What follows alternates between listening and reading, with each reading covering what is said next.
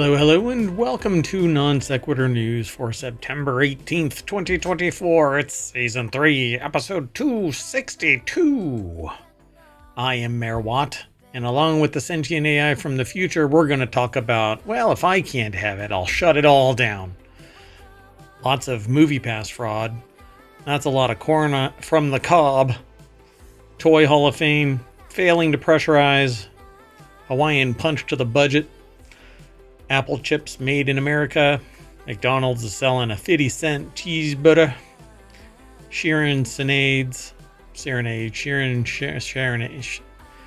Anyway, he sings a song. And the birth of a volcano on Io. Everything's powered by ohmTown.com, and I'm powered by Wheat Bear.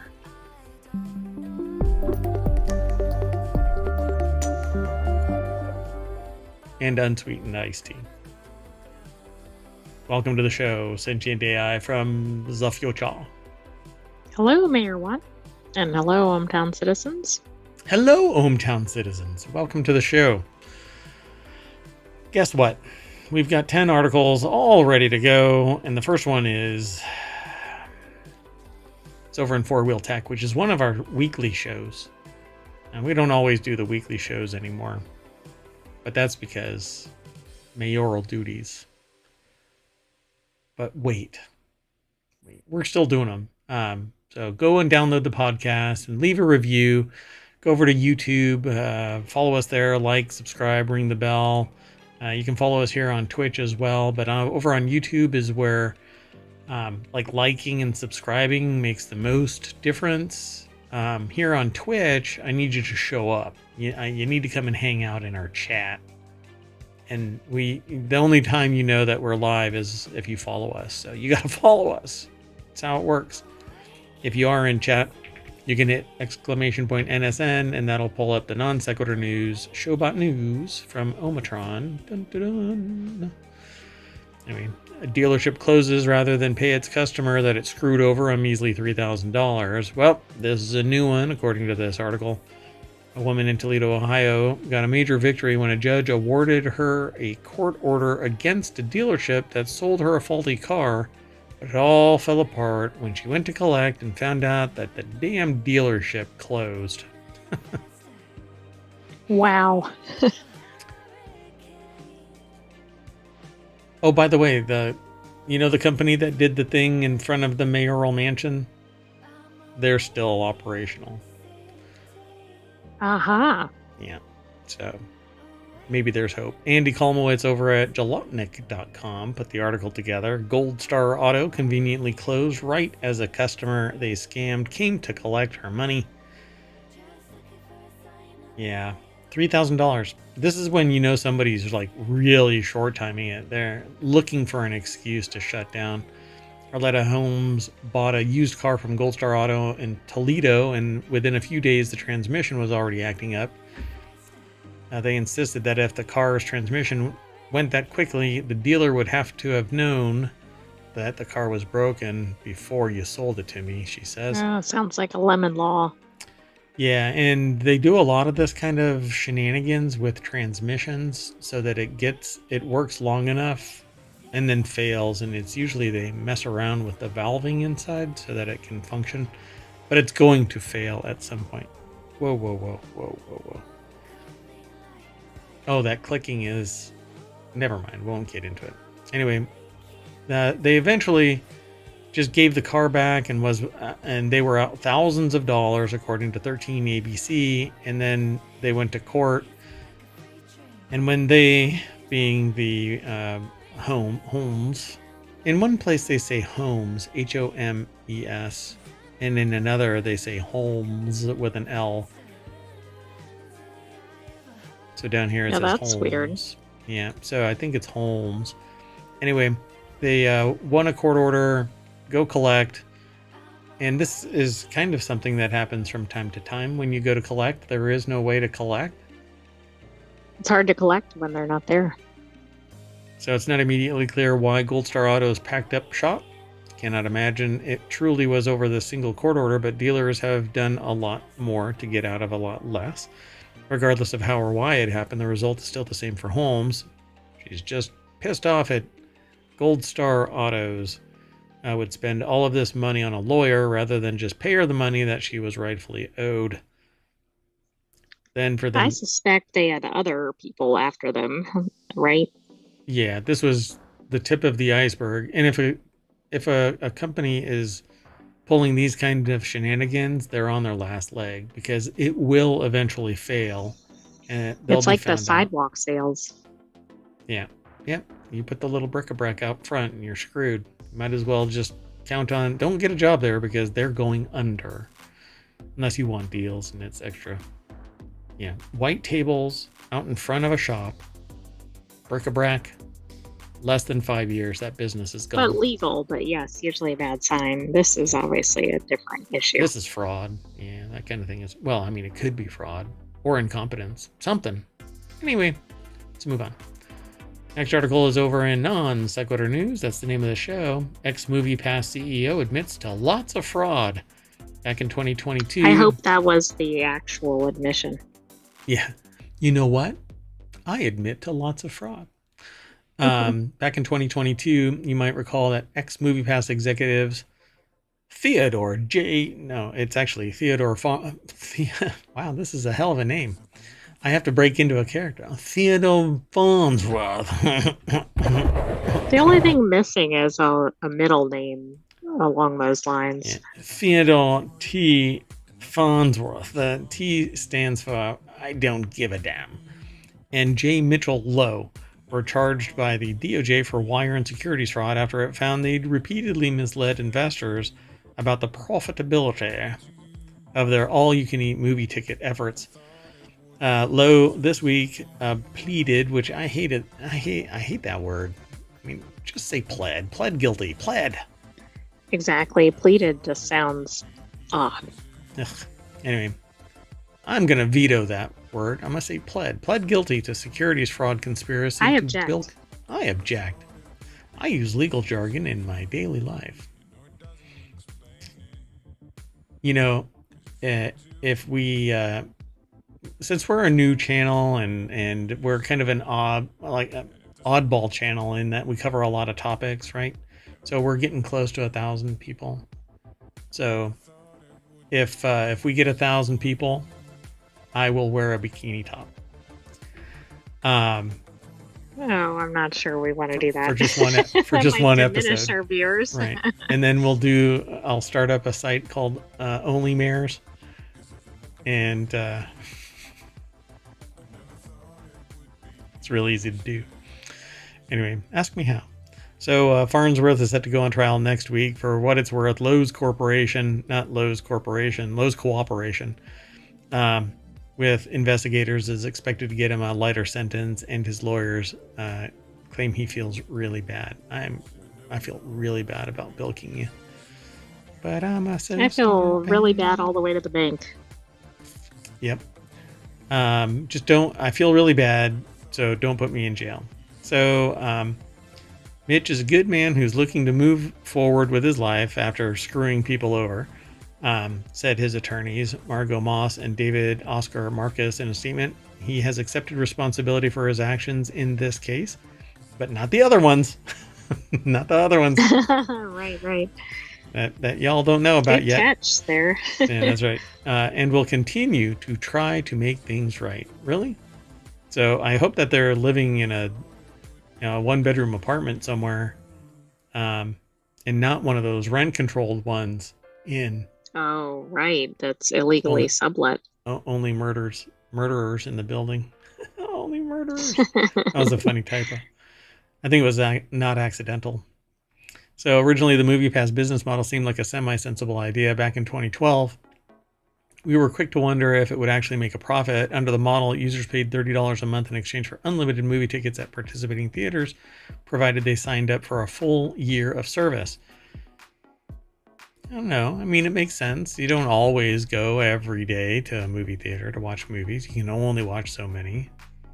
True, but was it one of those where it was like you can only go every third Wednesday and it has to be between 5 and 5:30 p.m. and if there's two people in the theater, you got to come back. I mean, my point is, like, did they make it impossible to actually use? Pretty much. There were caveats. It says here that you could only buy a ticket per day. You could only buy one ticket per movie. It was also prohibited from watching 3D, IMAX, or XD films.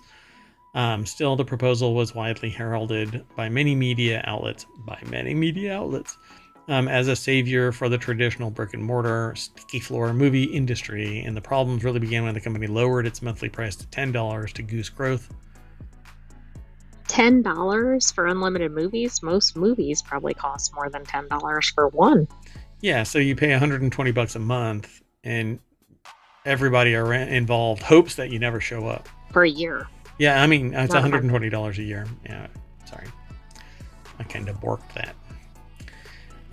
So showcasing the width and depth of the dodgy effort, at one point, Farnsworth and Lowe genuinely thought it would be a good idea to actually change user passwords so paying customers couldn't use the service, thinking that it would let them get their head above water. Things didn't work out. So there's a whole HBO so they Max. did a more basic thing, like they wouldn't even let the people access their accounts. It wasn't that they made it so difficult to actually get to a movie. I didn't even say it. Carl Bode over at techdirt.com put the article together, and this was written in the too good to be true department. I believe it. Let's keep going. Sound good? Sounds good. Choo choo. So the next article is over on Four Wheel Tech. Cobb Tuning hit with a $2.9 million fine over emissions defeat devices. Is this a different company than the last one that we were talking about? It is, and I almost glossed over it because I thought, oh, here's another variation on the same article. This is a different business. Yeah, so the government is coming down on these emission defeat device manufacturers and distributors. Cobb Tuning and the U.S. Environmental Protection Agency have reached a massive settlement after it was found out that the popular tuner was selling defeat devices that allowed customers to bypass the emission controls in their vehicles. It's not really something anyone should be doing. Now the Texas-based company, this is the second Texas-based company that was doing this. Well, the one in yesterday's show was from North Carolina, but I'm sure we've had another one from Texas. Wait. I thought that one company was in Texas. Oh, really? Oh, no, I got it mixed up. You're right. But I think we had something else similar in Texas. Yeah, it was a guy from Louisiana that was acting as an attorney and suing somebody in Texas. Right. Yes. And they found a loophole too.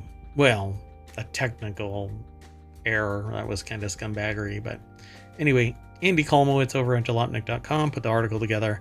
Cobb access ports were being used to bypass emission controls on people's cars. And how neat would this be if every day this week a new company gets fined like this? I mean, it's no different than a Boeing style week. We have another. This one is the next, not this next article, but the one after it is about a Delta flight, for crying out loud. So there's another one. So now the Texas-based company has to pay $2.9 million penalty and comply with a slew of new rules and regulations, including offering buybacks to owners who bought the illegal devices. They're called the defeat devices that bypass emission controls. It allows you to basically supercharge your vehicle, spewing horrible chemicals into the air around you. But, screw everybody else. Your happiness is more important than everybody else, right? Because you're the main character and everybody else is nothing more than NPCs. Well, that's their view, right? But I don't really get refunding the consumers here because they got to skirt fines or whatever, and they probably weren't buying these because they thought they were like a required item, right? They thought they were bypassing something, so they're kind of getting a windfall in some ways. No, these customers were bamboozled, hoodwinked. It's a travesty, it's a sham, and it's a mockery. It is a Travis sham mockery, right? They didn't know that they were buying. They were innocent bystanders. They were sold a bill of goods. They had no idea, none. These people care about the environment. AI. They care. They care. Right here. Right here. As they see their plume of diesel smoke or whatever. Maybe a little bit. So here's what else Cobb has to do.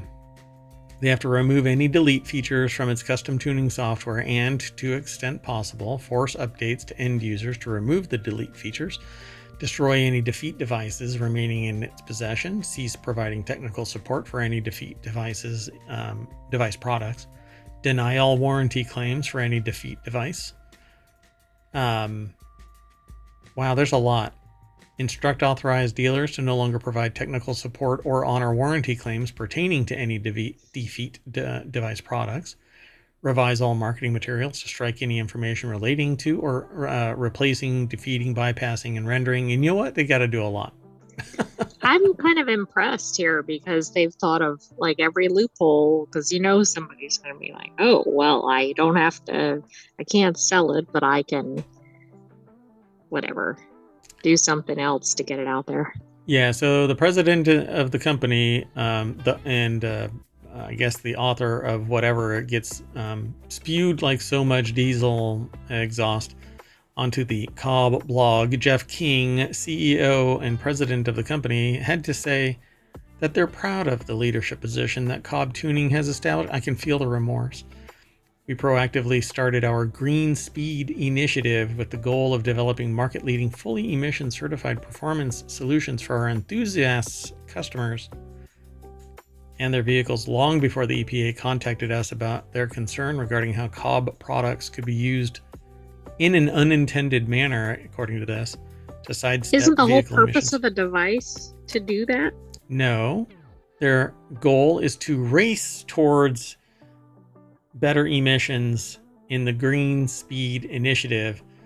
So Mr. King continued, by entering into this settlement called a consent decree, we'll be able to dedicate more time and organizational resources to the future of the performance tuning vehicle customization market and our commitment. And so not only do they not say that, yeah, we use these things for bad purposes, but they really are like, oh, we're so eco-friendly. Yeah, everybody's been using this with totally wrong.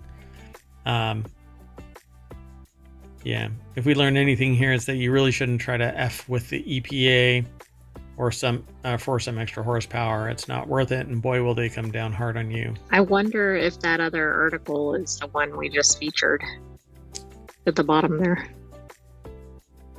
That's a Ford dealership slapped with federal fines. No, that's a different one.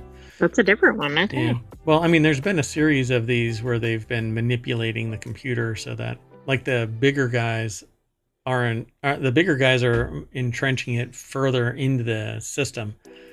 That's true. Like VW there's a lot on them. Yeah, these chasers are, getting a device aftermarket that manipulates the computer. So yeah. See, I mean, they don't really give a shit that they've been doing this, because according to them, it's in an unintended manner. But I'm sure that nobody there was sitting there going, you can't do that, but let me show you how to do it. Let's keep going. The next article I chose because it's the Toy Hall of Fame, and I am basically a kid at heart. Sorry, one second. So balloons, trampoline, and apples to apples are finalists for the Toy Hall of Fame, the National Toy Hall of Fame. The National Toy Hall of Fame is floating the idea of including balloons. I don't know. Is a balloon really a toy? Hey now, just like rock could be technology, a balloon could be a toy. 99 Luftballons. I've got 99 problems and a balloon ain't one. That's not really the name. What? There's a song called 99 Luftballons. Oh, okay. I mean, you're from the future. I don't know how far back your musical tastes go. I mean, sorry, I'm pausing something. All right. Well, it's over at abcnews.go.com. The AP, Associated Press, put the article together.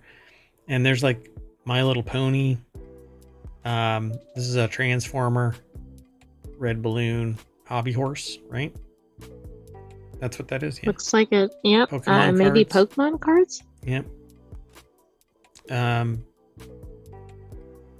That's just a regular, like Like a a kind of like a Matchbox, but race larger, or car. like yeah, It's a race car, with a 18 hauler wheeler or whatever vehicle that's called. carrier. Yeah. Sequence, trampoline, Pokemon cards, Phase 10. And this, I think, is one of those choose your own adventure books. Oh, interesting. Okay, and then there's also like a model car. Because I had these. Oh yeah, and looks like an RC car up there. Pretty neat. So this year's nominees include the best-selling Choose Your Own Adventure game books, right? Yeah, I used to have these. Those were fun when I actually read anything other than a textbook or a research paper or ohmTown accounting documentation or, you know. Doesn't sound as fun as Choose Your Own Adventure books. No, it's not. Although there's not a really choose your. It's called a lit RPG where the person that's the protagonist like develops like a superhero as they progress through the story and through the books. I can't remember the name of it. I brought it up and I can't remember the name of the guy. Damn it. Anyway, I blame this brain. The museum received 2,400 nominations for 382 different toys over the past year, Bench said, and then boiled it down to a list of 12 finalists that meet the criteria for induction. Toys have to have longevity, be recognizable, and have great play value. You know, a balloon doesn't have great play value because it's going to deflate. Like my dreams. Anyway, says that's a lot of the times to be sort of a bridesmaid and never a bride, because My Little Pony, I guess, is involved in this. Bench said, our bench can't help but wonder whether this year's 7th trip to the finals will prove lucky for My Little Pony, and if the internet bronies have anything to do with it. My Little Pony. Well, at some point, if it keeps getting nominated and not selected, maybe it's time for different nominations. Fisher-Price corn popper and Nerf foam toys were last year. Cabbage Patch Kids, they've been around for like 50 years, for crying out loud. Right, but it takes them a while to make it into this because they don't typically get included right after they're out there on the market. Barbie doll and Dungeons and Dragons. Wait. Since 1998, the National Toy Hall of Fame has recognized more than 80 toys for inspiring creative play across generations. So, Hero to Zero, Dungeons and Dragons basically shit the bed this year. Fumbling, rolling one after one after one, and now people are like, it's dead. Why? Because they're leaning into AI. Oh, okay. Well, I guess at least they got into the Toy Hall of Fame before all that happened. Yeah, exactly. Right. Got mine. See ya. Bye-bye, suckers. Anyway, I think it's the same problem now that D&D has that Boeing has. They're seeking the almighty dollar instead of doing good for their customers and sticking true to their reputation. They're trading on the reputation to make big money now, and then they get out, and the CEO gets rewarded because the stockholders are making more money. It's really the C-suite and major investors, just stock trickling up this or that. Although, if I would have purchased Apple 15 years ago, like I was going to, I'd be extremely well off. Let's keep going. Next article is over in four-wheel tech. Delta flight blows out passengers' eardrums after cabin fails to pressurize as it rises. The Delta Airlines flight on Sunday from Salt Lake City to Portland, Oregon. Where? Portland, Oregon. Huh? Portland, Oregon. Huh? Anyway. Oh. Would that be the passengers? Yeah. That would be everybody on board. Boeing 737-900 was suffering from cabin pressurization issues. The 140 passengers on board were met by paramedics at the gate when the when the plane landed. So Boeing once again. I mean, we know that it's the major brand for airlines. We know. True. But why is every single one of them seemingly losing a wheel, popping a window or a door, or getting the air sucked out of it? I mean, for crying out loud. It's almost like they want to get them out of the system, but they're not doing it the right way. They want newer planes replacing them. And so they're almost like falling apart. Yeah, but how are they going to get new orders with their track record?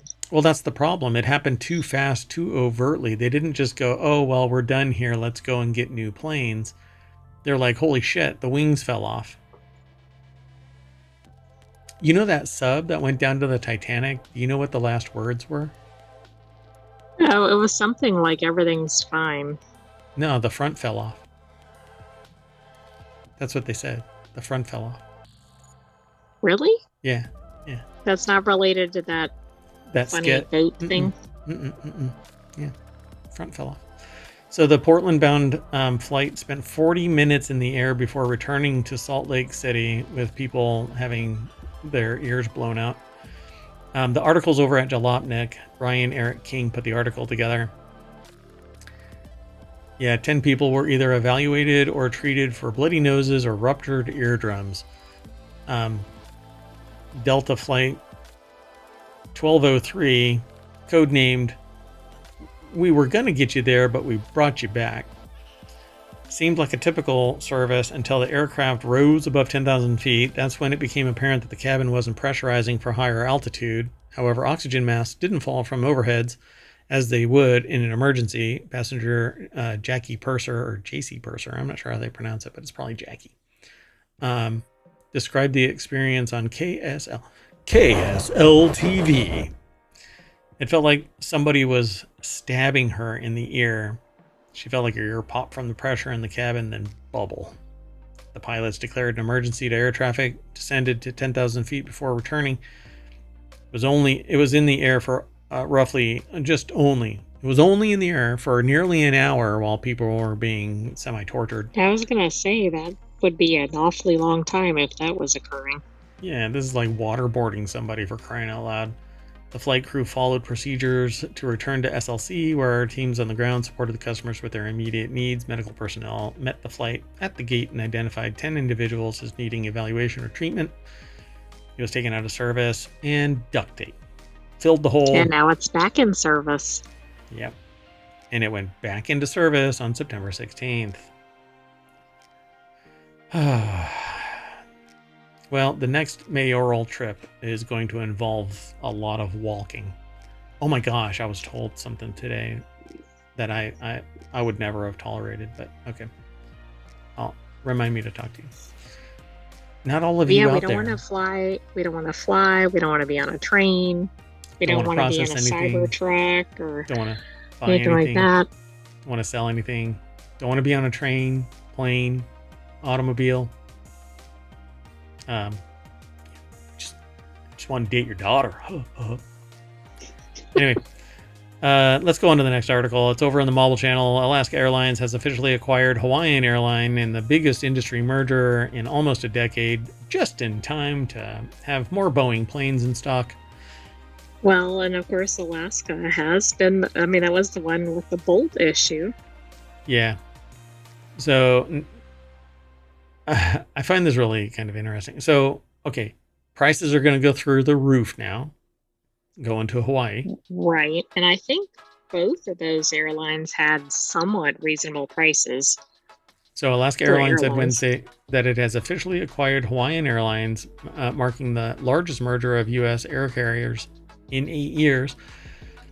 And the takeaway that I have for this is that over time, there used to be, the market was balkanized like dramatically, and then merger, and there's basically 3 now that are out there that are running the whole show. Right, but this is reducing it even so much more. I mean, Right. it's like that chart. Yeah. And I wish that I could show you the map of or it was like a diagram. You know how life started like this. It's the tree of life, where we start out with only two, and it branches it into the multitude of flora and fauna of the world. Well, now flip that biatch the other way, and that's what's going on with airlines. There used to be like 30, and now there's two. So the firms will not seek regulatory approval to operate as one combined carrier. I don't even know how that's anti, not anti, Competitive, well, uh, monopolistic. yeah, monopolistic. So William Gavin over at qzcourts.com put the article together. They basically just paid enough to acquire them, right? So Hawaiian Airlines could have operated in perpetuity, maybe, perhaps. If we look at the books, I don't know. I'd have to look at the books. But when enough people want to get the hell out and there's a ripe offer, then it doesn't matter about the multitude. If everybody that wants out is, the plurality, 51% off, everybody else goes. So the $1.9 billion merger appears to be soaring to success last month. After the review period for the Department of Justice antitrust, that's what the word that I was looking for, antitrust, regulators to investigate the deal ended without a lawsuit. An attempt to block the deal had seemed somewhat likely after the DOJ successfully blocked the $3.8 billion merger between Spirit Airlines and JetBlue Airways, which would have been the merger of the 6th and 7th largest carriers. Alaska is the 5th largest airline. Well, Hawaiian must not be up there, but I find that interesting that they went after two smaller airlines merging, but maybe in totality it was a more significant issue. Yeah, I don't quite get it because it's a $2 billion merger and they blocked a $4 billion merger. Right. I mean, where's the cutoff? Yeah, what's $3 billion? Arbitrary, right? Like, if it would have been 2.1 billion, we would have said no. But you slid in under the radar like a Boeing jet losing its wheels. You know what? Too soon. Where are the headquarters of Boeing? Is it in Wyoming? Because then I got a twofer.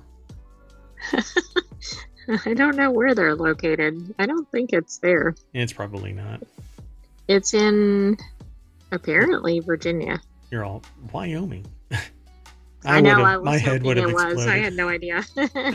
Oh my God. My head would have exploded like an airline that doesn't have the ability to seal all of its holes. Next article is over in Smack Talk. Apple A16 chips are now being made in the US, creating a mystery. Not sure what the mystery is. We know that TSMC is actually making its chips in Arizona now. Apple A16 chips are now being made in TSMC's US chip making plant in Arizona, which I actually thought that it was vaporware until I saw that it was operational. I did not know that TSMC had moved that fast. We know that there were efforts. But it wasn't that long ago. I didn't realize it was already happening. It certainly seems that within a year, basically, boom, they were operational, because there were all of these issues about how if Taiwan gets taken over by China, they have remote kill switches that actually destroy the equipment. Right. Mm-hmm. So it said that while the yield rates are lower than those achieved in Taiwan, they're very close to hitting the same standards. And that's really just fine-tuning the devices and making sure that the raw materials being ingested meet the requirements for the same level. The Six Sigma kind of thing. So the big mystery, however, is why Apple would want to make new A16 chips. Which new product might use them? I hope that they don't use... I want them to punt A16s out. Just get rid of them, switch to M, and update the iPad mini. That is a device that I really, really, really want. I mean, I have an iPad Pro. But what I want is the iPad mini with the Pro Pencil capabilities. That would be neat. And it's the 21st century, and guess what feature is still missing from iPads? Well, I would have said the calculator. Yeah, that came in large and in charge. I mean, you can push the buttons on the calculator on an iPad now from orbit. But I don't know what it is. Starliner already came back, so vibrate. Like the phone has vibrate, your watch has that's right. Vibrate, okay. But iPads don't. iPads still don't have the ability to do a haptic alert. Anyway, the big mystery is, why is Apple making A16 chips? The article is over at 9to5mac.com. Ben Lovejoy is the author. And that's all that they asked. It's true that this model is expected to be based on the iPhone 14. This would see the entry-level iPhone and finally ditch the home button and adopt the mostly screen form factor for modern iPhones. The display is said to be from the iPhone 13, which is either identical or nearly so to the one used in the iPhone 14. However, Apple has historically given the iPhone SE a current non-Pro chip.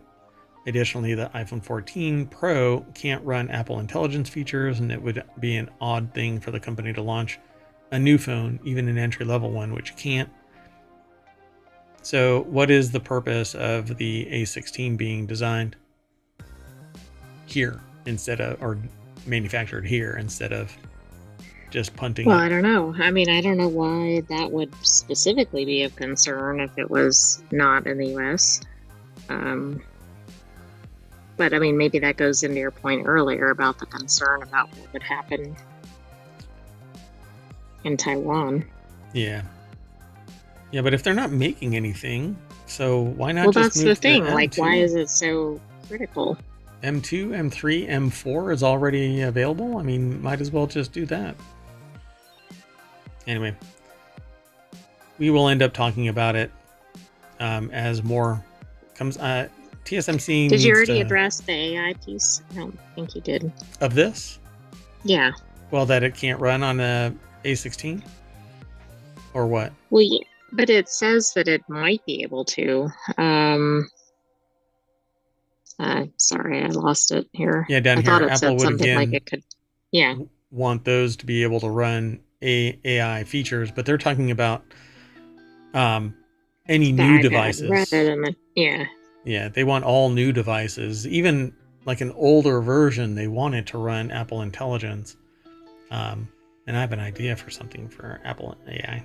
But anyway, so it's kind of interesting why they would do this, but maybe this is one of those things where if they fine tune the A16 SoC, then they could just transition over to the M series because they've dialed in so much. And they have a historical understanding of that transition. Yeah, maybe so. I mean, this seems like they wouldn't start out with the most. Well, it would be one of two ways. Either the thing that's absolutely the highest in demand and they got to get something going, or let's start out with something low risk and then go from there. Yeah. Yeah, I don't know. To me, I don't think that you would want to start from 0 and try to hit 3 nanometers. It would be wildly expensive, a lot of waste, and a lot of downtime.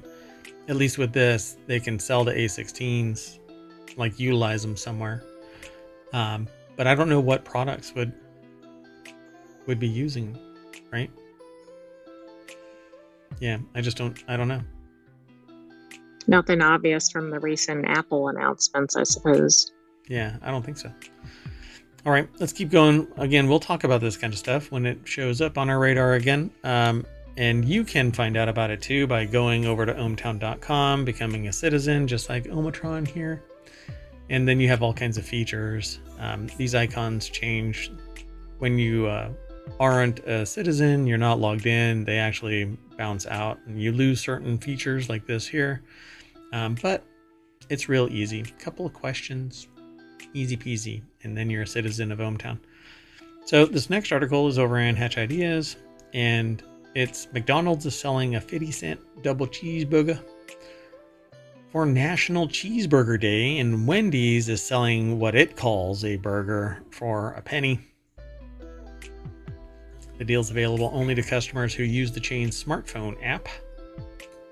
And I bet you have to buy a beverage that costs over $10 to get the 50-cent cheeseburger. So for the second consecutive year, the fast food giant is discounting one of its most popular menu items on National Cheeseburger Day. See, I don't want a double cheeseburger. I just want a regular cheeseburger because the beef to bun to cheese ratio it's just right. In fact, when you really come down to it, what I want is a donut burger where the center is missing, because Oh, okay. that is actually truly the right ratio. You get more cheese on the edges, the right bun to burger ratio, but in the center, like, I'll nibble around the center and just go, you know what? I'll let nature have the core. I don't want that. Maybe they can make a little what do they call it? A slider out of the core, you know? They just punch out the core and then give That would me be kind of fun. the donut burger, and then you have a little slider. And if they were smart, they'd sell a combo where you get both of them. That's right. Yeah. Anyway, that's like a Seinfeld episode. Most definitely. It's paired with the muffin tops. The muffin tops. Yep, exactly. So the combo was released this summer amid slumping sales. Features a choice of McDouble or McChicken sandwich, 4-piece McNuggets, small fries, and a soft drink. That's the $5 meal deal. The offering from the Golden Arches is competing with value combos from rival fast food chains like Taco Bell, which we know from the Demolition Man will win the fast food wars. And That's then we'll true. sing show tunes and learn how to use the 3 shells. But Burger King, Wendy's, Popeyes are also competing. Diners looking to get the most value on National Cheeseburger Day will score a 1-cent junior bacon cheeseburger from Wendy's. Ooh, bacon cheeseburger. That throws out the ratio. So the problem, though, Wendy's, is their patties scare me. Because of the shape? Yeah. We know, though, that it's for efficiency. You can put more of them down on the thing and pack them because they're square and not round. Anyway, you can go and get what Wendy's refers to as a junior bacon cheeseburger for just a penny. It's tomorrow, right? Tomorrow is National... No, it's today. See here. Oh, it is today. Well, you better hurry up. What the hell? It says here tomorrow. Right? Was that from it might have been... Yeah. No, it was published today. What the hell? With the daily show, sometimes we have ones from the evening before because they're after we but that not collected this articles. But So not this one. hold on. National Cheese Burger Day. Also, it's complimenting nice burger. Yeah, September 18th is National Cheeseburger Day. It's complimenting what now? It's complimenting its burgers. Nice burger. Oh, yeah. Nice burger. Does this bun make my burger look fat? I like big buns and I cannot lie. All you other burgers can deny.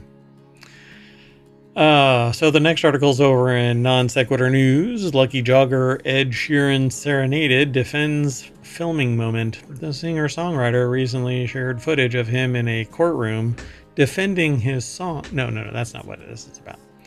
Yeah, the singer-songwriter recently shared footage of himself serenading a fan as she captured the moment on her smartphone. So Ryan Smith over at Newsweek.com, he's out in the park and he starts serenading somebody that goes jogging by. What, did somebody sit there and find this offensive? Hi, Sheeran said while waving at the passerby. I don't think it was offensive. Any requests? Can you do Tenor of C, the 2014 track from Sheeran's second studio album, X? or 10. I don't know. Do they call it just X? I don't know. So strumming his acoustic guitar, Sharon immediately broke into song, belting out the hit. The runner quickly whipped out her phone to capture the moment. We won't play it. So, as his performance concluded, the runner said, "Thank you so much." Sharon cheerfully waved and told the woman, "Have a good rest of your run." So, let's see. Within That's minutes. neat. They were doing a video shoot. Oh, so they were doing a video shoot of him just playing the guitar, and the runner jogged by. And so, feel really sad. She instantly grabbed for the phone. What? Some social media users noted how quick she was in filming the moment. It just says, quote, "Feel really sad. She instantly grabbed for the phone," wrote one, taking a more comical perspective. What, like, I guess, oh my God, they didn't instead of just listening to it. Yeah.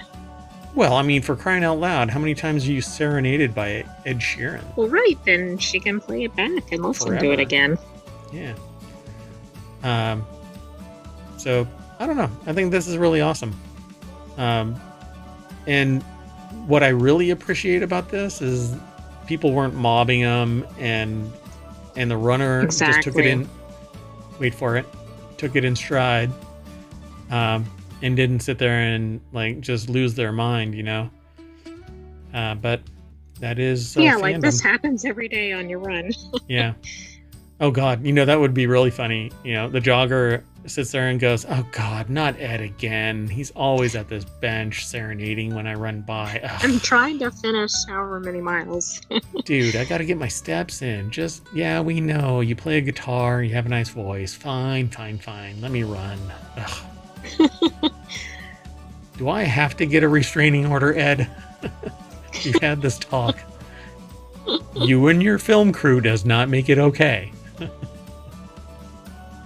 It's hilarious. He was so lovely as well, she continued, of Sheeran. He was really just so chill and nice. And I felt so silly, just like when I was running away at the end, because obviously everyone on the boat was kind of watching me. But they were all just so lovely. Thank you so much. That's kind of fun. That's nice. You know, it's not a good picture of him, but okay. All of these, the ratio seems off. You know, This one is okay, but anyway, let's go. Our last article for today's Non Sequitur News. Technology Today is where it's at. It's one of our weekly shows, and we might have one this weekend. I don't know. I'm not sure yet. It's only Wednesday. NASA's Juno catches birth of a spectacular new volcano on Io. I believe it likes to be referred to as Io. Yeah. Recent analysis of JunoCam images has revealed a new large volcanic formation on Io, showcasing significant geological changes since 1997, located near the equator. This volcano features striking red sulfur deposits and extensive lava flows observed during NASA's Juno mission. The public has open access to these findings, fostering widespread involvement in space exploration. I have a neat story. So, well, hold on. So this is from Europlanet. It's posted over at scitechdaily.com. What's wrong? Well, Europlanet is an odd name for an author. It's like just Europlanet. It's kind of like a transformer. It's a planet that's sentient, and it wrote this article. Let's see. So the new planet has been spotted on Jupiter's moon, Io, the most geologically active place in the solar system. What if Io is the former core of Jupiter?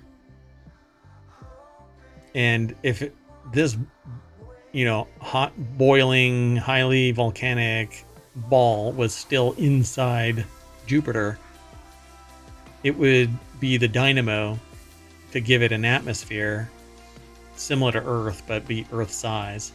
Okay, that's interesting. NaNoWriMo, folks. I'm full of ideas, but I write worth crap.